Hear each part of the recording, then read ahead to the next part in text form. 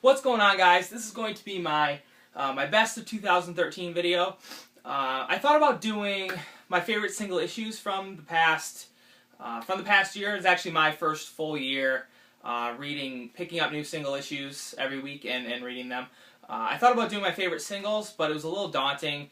A lot of stuff's come out. I picked up a lot of books, and I didn't really know where to start. So I decided to go a little bit a different route. I'm going to be talking about my favorite new series ongoing series that started in the past year. That way they are relatively low in issue count. They're easy to catch up on if anybody watching this is interested in them and hasn't checked them out yet. But yeah, I thought it was a little bit easier to think about it that way. So I'm going to talk about 5, but I have some honorable mentions first. Because it's been so mediocre lately, Bedlam is an honorable mention. This is a book that I used to love. Issues 1 through 6 were absolutely amazing, and it's up to number 10 now, and it's okay. It's been decent lately. The most recent issue was better, and I expect it to pick up a little bit. It's a story about. It started out as a story about Matter Red, who was a serial killer. He's now rehabilitated, and he's helping the police sort of solve crimes. It was really, really fantastic. Nick Spencer writing, Riley Rossmo on the art. Riley Rossmo is no longer on the art. Ryan Brown is doing it. But I still think it's a book worth checking out. I do know that some people have been dropping it because the second arc has been a little less interesting than the first. But overall, I think it's still a book worth reading. Next, another honorable mention, and the last one. This is Rat Queens. Up to issue number 3 now, I believe. Sort of a medieval humor book, really dirty humor about this gang of ladies who fight crazy monsters and all sorts of cool stuff. Really, really hilarious book. I think it's really underrated. I don't know how many people are still picking this up, but Curtis J. Weeb, who also writes Peter Panzerfaust, I believe, Rock Upchurch, I believe his name is, yep, on the artwork, reminds me a lot of Fiona Staples. So Rat Queens is a really cool book as well. Okay, and this is my top 5. Like I said, these all started this year, so they're still relatively low in number count and easy to pick up. This is Coffin Hill number 1. They're up to number 3. A book that deals a lot with witchcraft and also police work a little bit. Reminds me a little bit of Revival in that aspect. Not the same sort of horror elements, but the police work elements are sort of similar. The art is really, really fantastic. I know some people have been dropping this book a little bit lately after issue 2, but I thought issue 3 was great, and I can't wait to see where this book goes going forward. I was actually thinking about dropping this book to trade, but the art is really the biggest selling point to me. It's just amazing, so I couldn't do it. Next, this is Abe Sapien, book that's up to number 8 now. You get various artists on here telling Abe's story. This is the story of Abe after he leaves the BPRD. Everything that's going on in the BPRD universe. It's sort of the apocalypse. Everything's falling apart, and this deals with Abe sort of trying to find himself in this world on his own, sort of trying to discover his origins, what his place really is, in everything that's going on. This is a great book. I love Abe as a character. I love the whole Hellboy universe, and I think this is a really great book. Like I said, it's only up to number 8, and number 8 was a one-shot. So if you're interested in this book, you could definitely pick up number 8 and get a great Abe story, and then pick it up from there. Next. This book is actually,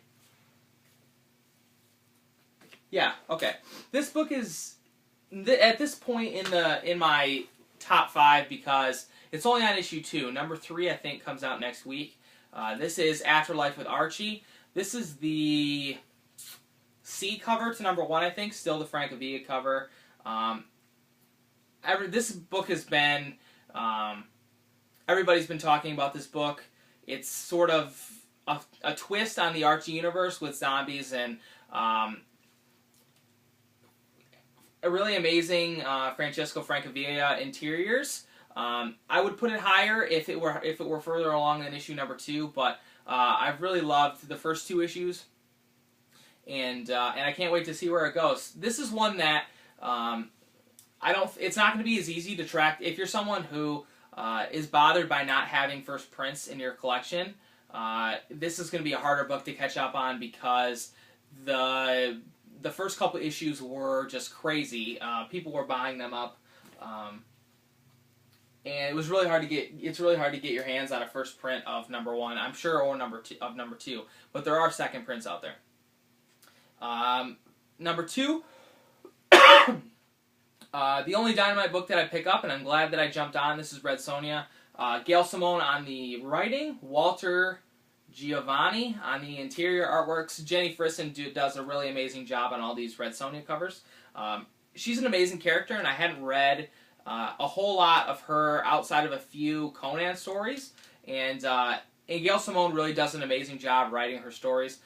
This book is up to issue number 6, which wrapped up the first arc, so number 7 would be a good place to jump on if you're looking to get into this book. I think I've loved every single issue that's come out. Not one has disappointed me. It was really exactly what I was looking for in a Red Sonja book, and I'm glad that I grabbed it. The Jenny Frison covers are just, gravy as far as I'm concerned. Everything about it is amazing. And then number 1, my favorite new series, and this is one that I think is really underrated. Not very many people pick it up. I know Damien, Sleepy Reader, he picks it up, and at least one other person. But this is Adventures of Superman. Interesting, different one-shot or short story takes on Superman on a monthly basis. You get, a rotating cast of really amazing artists and writers, sort of taking their turn with Superman, and I think it's a great book. I think Superman is really, he's not a character that I'm totally in love with, and I don't think I would be as interested in him if I had to follow a story over multiple issues. But when I get separate stories in each individual issue, I find that I really, really love it. The issue number 5, I believe, is my favorite. Sort of dealt with a cult, for lack of a better term, of people who followed Superman, and they were going to all jump off buildings because they were so convinced that Superman could save every single one of them. Sort of how does he deal with that? And I think that they've been able to get really good writers and really good artists on this book to take sort of an interesting approach to Superman. Some of the issues haven't been all that surprising. Some of them aren't anything new, but others I think are really amazing. So this is definitely my favorite new book from 2013. I'm really glad that I jumped on board. I've said this many times before, but the $3.99 price tag isn't my favorite, but I'm going to be really happy to keep paying that. I believe number 8 came out this week. I haven't picked up my books this week or last week because of the holidays. I'm going to be getting 3 weeks worth of books next week at the shop. So Adventures of Superman number 8, I believe, is waiting there for me. But those are my favorite new ongoing series of 2013. I haven't been on YouTube a whole lot lately. The holidays have been a little crazy on my end. But this weekend I plan to catch up, and I hope to see some more holiday hauls and some more maybe best of 2013, comic book resolutions, whatever you guys have been doing. So look out for some stuff from me. Take care, and I will talk to you guys again soon.